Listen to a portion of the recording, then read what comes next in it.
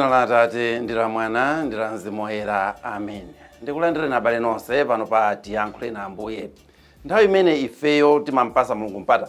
Tazona chiti madabwa kuti ngakhale Afarisi amene amamumvera Ambuye Yesu nthawi ija mukumbukira atangwira mzimayi uja kupanga chigololo sana mugende ananyamula kaye ulendo naye mpaka ukafika naye pale Ambuye Yesu kuti akamve kuti Ambuye tatiyankhulani kodi uyu titani naye. Ndengati Afarisi mkuipa kwawo amatha kusunga nkhani ndikukamfunsa kaye Ambuye Yesu kuti pano titani nanji ife. Nchifukwa yake panonso timayenera kuti Ambuye tiyankhuleni kuti timve kuti kodi inuyo mawu anu akuti chani pa zimene zimachitika moyo wathu wa tsiku ndi tsiku. Mawu athu oyamba akuchokera m'buku la Zefaniya chapter cha 3 ndime ya 1 mpaka na 2, 9 mpaka na 13. Amene akutiwerengera mawu oyamba ndi Teresa Namizinga kuchokera ku St. Anna Gambula Secondary School mu Archdiocese ya Blantyre. Ndipo mawu athu amunthenga wabwino akuchokera pa Mateo 21 ndime ya 38 mpaka na ndime ya 32. Amene akutiwerengera mawu amthenga woyera komanso kutigawira mawu ndi Reverend Father Eliseo Mtharika kuchokera ku St. Anna Gambula Parish mu Archdiocese ya Blantyre. Mawu oyamba. Mawu a m'buku la Profeti Zefaniya. Soka kwa Yerusalemu, mzinda wopanduka wonyasa ndi wankhanza. Sudamvere mawu ouchenjeza, sudasamale mawu ouzuzula, sudakhulupirire chauta kapena kuyandikira kwa Mulungu wake. Pamenepo ndizasintha malankhulidwe a mitundu yonse, nkuwapasa malankhulidwe abwino, kuti onse azitama dzina la chauta mopemba ndi kumamutumikira mogwirizana. Ngakhale kutali kusidya kwa mitsinje ya Ethiopia, anthu ondipembedza, anthu anga obalalika, adzapereka nsembe kwa ine. Tsiku limenelo inu a ku Yerusalemu simudzachitanso manyazi chifukwa cha zoyipa zonse zimene mudandichita, zimene mudandipandukira nazo. Pakuti nthawi imeneyo ndidzakuchoserani onse ozikuza ndi onyada. Simudzachitanso zonyada zanuzo pa phiri langa loyera. Pakati panu ndidzasiya anthu ozichepesa ndi osika. Iwowo adzafunafuna populumukira m'dzina la chauta. Osala mu Israeliwa sadzalakwanso, sadzalankhulanso zabodza, sadzachitanso zonyenga. Adzakhala pabwino mwamtendere, popanda wina wowaopsa. Mawu a Ambuye. Tithokoze Mulungu. Ambuye akhale nanu. Mthenga wabwino monga adalembera Mateyo woyera. Ulemu kwa inu Ambuye. Pa nthawi yomweyo Yesu adati, kodi inu mukuganiza bwanji? Munthu wina anali ndi ana amuna awiri. Anapita kwa woyamba nakamuwuza kuti, mwana wanga, pita ukagwire ntchito m'munda wamphesa lero. Iye adati, toto ine. Koma pambuyo pake adasintha maganizo napitadi. Bambo uja anapita kwa mwana wina uja namuwuza mawu omwe aja. Iye anati, chabwino atate, koma sanapite. Kodi mwa awiriwo yemwe adachita zimene bambo wake ankafuna ndi uti? Iwo anati, woyamba uja. Yesu adawuza kuti, ndithu ndikunenesa kuti okhomesa msonkho ndi akazi adama akulowa mu ufumu wa Mulungu inu ndikukusiyani m'mbuyo. Paja Yohane M'batizi anabwera nadzakuonesani njira ya chilungamo, inu osankhulupirira. Mmenemo okhomesa msonkho ndi akazi adama anankhulupirira. Iniyo ngakhale mudaziona zimenezo simunasinthe maganizo pambuyo pake kuti munkhulupirire. Mthenga wa Ambuye. Ulemu kwa inu Ambuye Yesu Khristu.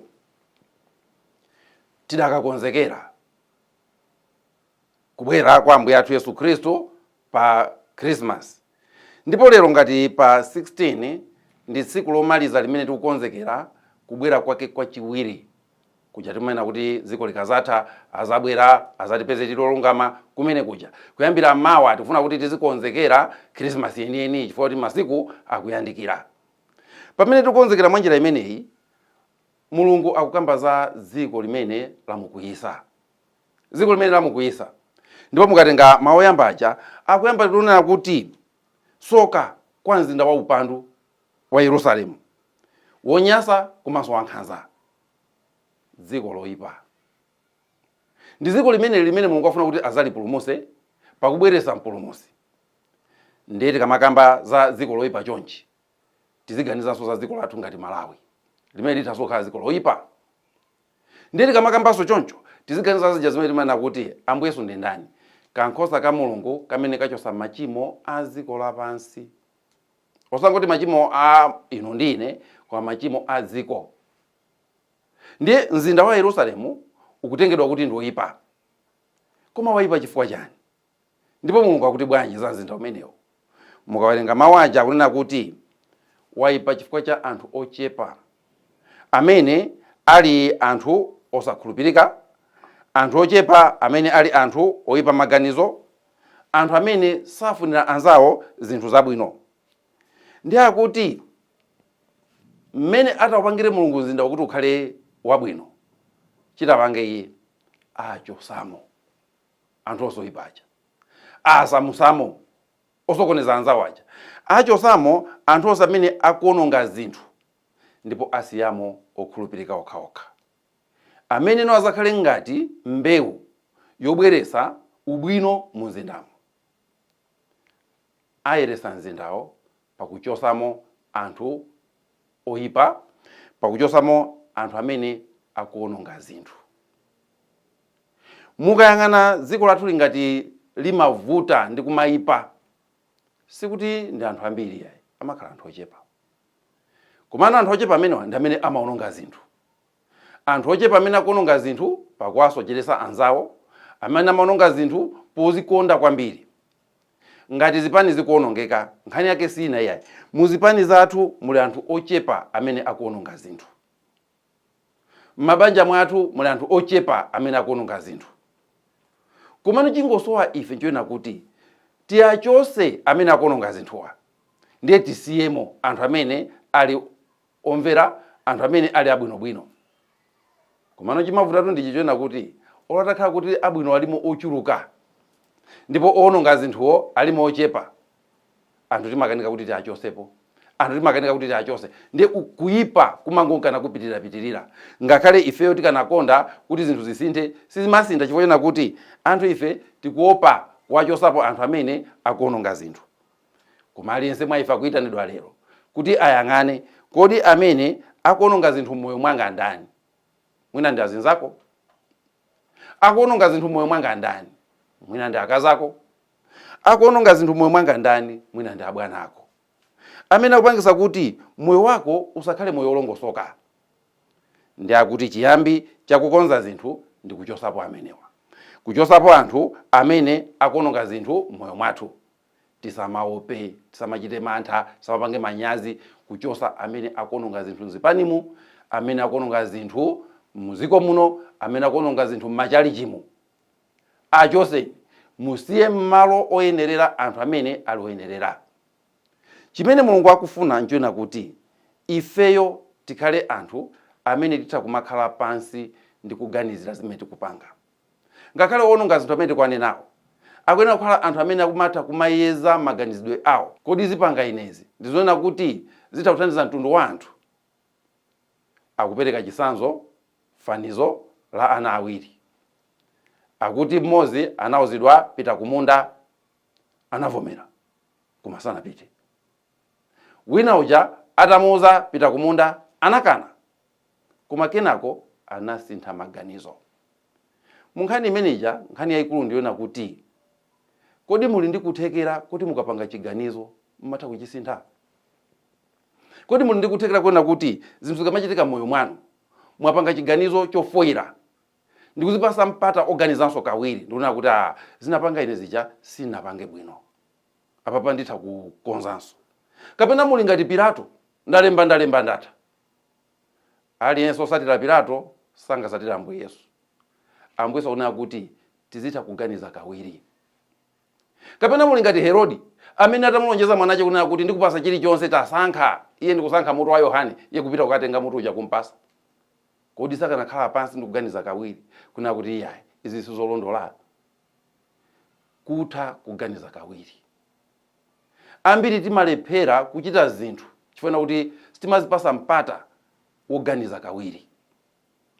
Ine ndimati ndikakuganiza ine ndi wa pompo, ndine wa pompo ndimangopanga pompo. Pompo ino ndi Chikhristu sizigwirizana iya.